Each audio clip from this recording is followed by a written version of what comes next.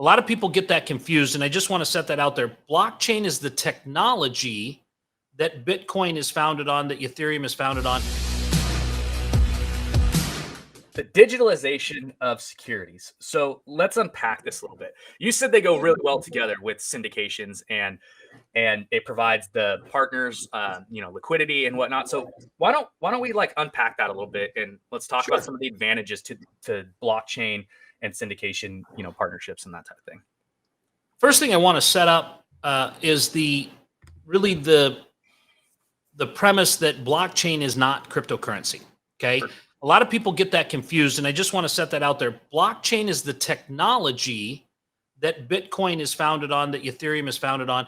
And what happens in that is that record is distributed so that everybody that's involved in everybody can see what's happened in the previous transactions and in the current transactions. And the way that works really well is if you think about title chain, right? You're in real estate. Most people listening to this podcast are in real estate, so they understand the chain of title, but you have to buy insurance for that.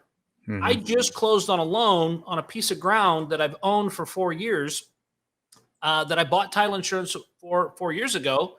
And now I had to pay $40,000 more for additional title insurance to make sure that I wasn't going to cause problems and lien property that I'd owned, right? Right. And so there's this cost involved with this insurance to ensure that you didn't do anything you weren't supposed to or didn't disclose something. But the blockchain technology takes care of that. It takes care of that issue without the fees, because when I bought that transaction, I recorded on blockchain technology and I put all of the documents into a smart contract and I recorded on that token or that chain. And then that gets distributed, and everybody that joins that partnership becomes part of the LP, and all of that gets recorded.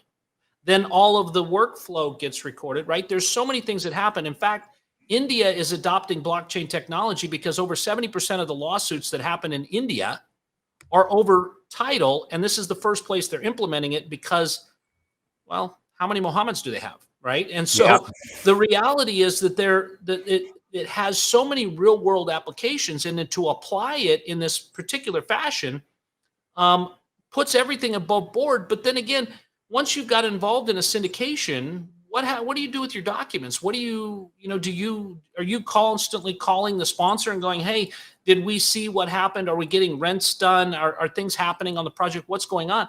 But the distributed ledger contains all that information and allows that access for everybody to see what's going on inside the project as well as outside the project. And then it allows for people to have control of their limited partnership, their shares of it, right?